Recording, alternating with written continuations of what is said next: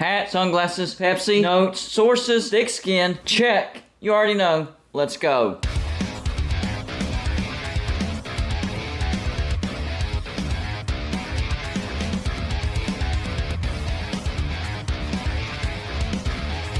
Welcome to Gold and Blue today, everybody. This is a college football channel. So if you like college football, hit the like and subscribe button. It's that simple. Also, send gear to represent your team and be a part of my background forever. All you have to do is send it to P.O. Box 360, Liberty, South Carolina 29657. Big 12 has reached a TV deal with ESPN and Fox, but you know what? I'm getting conflicting reports.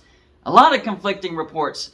I'm hearing that from some sources that each team will make around $33 million per team per year. And then from other sources such as ESPN, they're suggesting that they can make around $50 million per team per year and upwards towards $55 million per team per year, depending on if they make the playoffs or not. So I need to do more research on this to figure out exactly what the deal states. But to my understanding, this is a 72% increase from the past TV deal.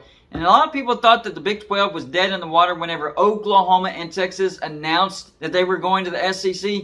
But then the Big 12 went out and got BYU, UCF, Cincinnati, and Houston. That basically did save the Big 12. I will say this, though. The Big 12 needs to start being more proactive than reactive. Remember the first go-around when they lost Nebraska, Colorado, Texas A&M, and Missouri? They reacted by grabbing TCU and West Virginia. That's not a bad move, but you have to start being proactive rather than reactive, or otherwise you're going to start becoming irrelevant, and you might not be invited to the invitational playoffs. Yes, I am predicting in the future, probably within 5 to 10 years, that the playoffs will turn into an invitational, because the bigger conferences, aka the Big Ten and the SEC, really want to split off from the NCAA and have their own playoffs, their own rules, all that stuff. Because the Big Ten and the SEC want to split off from the NCAA, have their own playoffs, have their own national championship, have their own rules, not excluding everybody else. It's going to become an invitational. They will invite the best teams from the other conferences. The problem is, if the Big 12 becomes irrelevant, then they might not ever get an invitation to those playoffs.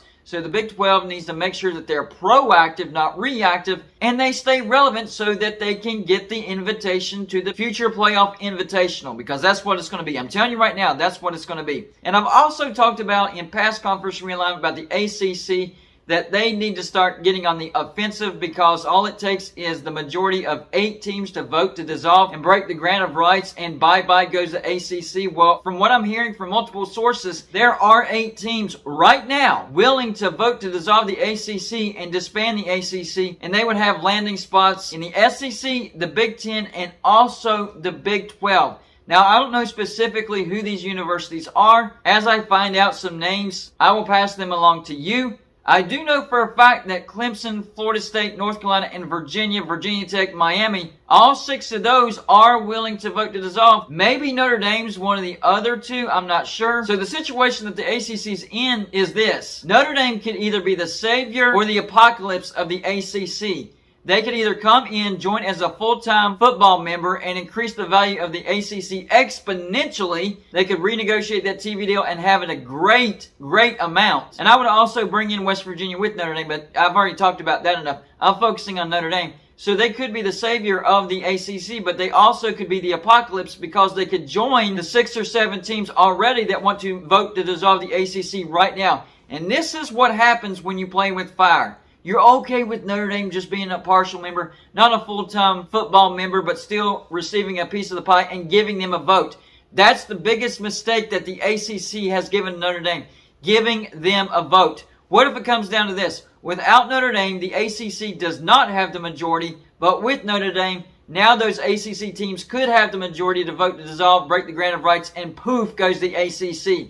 That's what you get for playing with fire. This could be a major, major mistake by the ACC. It could be the detriment, the falling of the ACC. And even if Notre Dame doesn't do that, doesn't vote to dissolve and disband the ACC needs to take a stand and say, hey, either you're a full-time member or you don't get a vote. I don't care about partial shares, whatever. If you want to do that, you do you, whatever. But the voting thing, get rid of it. If they're not a full-time football member, they shouldn't have a vote. That is going to come back and bite you in the rear end if you're not careful. So you need to reel in Notre Dame. The ACC also needs to be proactive as well. That way they can renegotiate that TV deal. This is why I've been preaching West Virginia, because West Virginia would bring their own revenue and they would boost the revenue of the teams that are already in the ACC, all the rivals. People love to watch their rivalries. Syracuse fans, I've talked to a lot of Syracuse fans, and they do 100% miss the rivalry between West Virginia and Syracuse.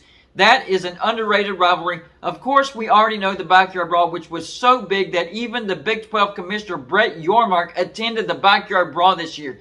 That's how big it is. That's how big of a moneymaker it is. So we all know about that. We also know about the Black Diamond Trophy between West Virginia and Virginia Tech. Big time TV numbers, even though neither one of these teams were very good last year or this year. It's just that regionally, people loved to watch that rivalry. Also, West Virginia and Louisville. That's not a long-standing rivalry, but they established a good rivalry in the Big East. Some great, great games.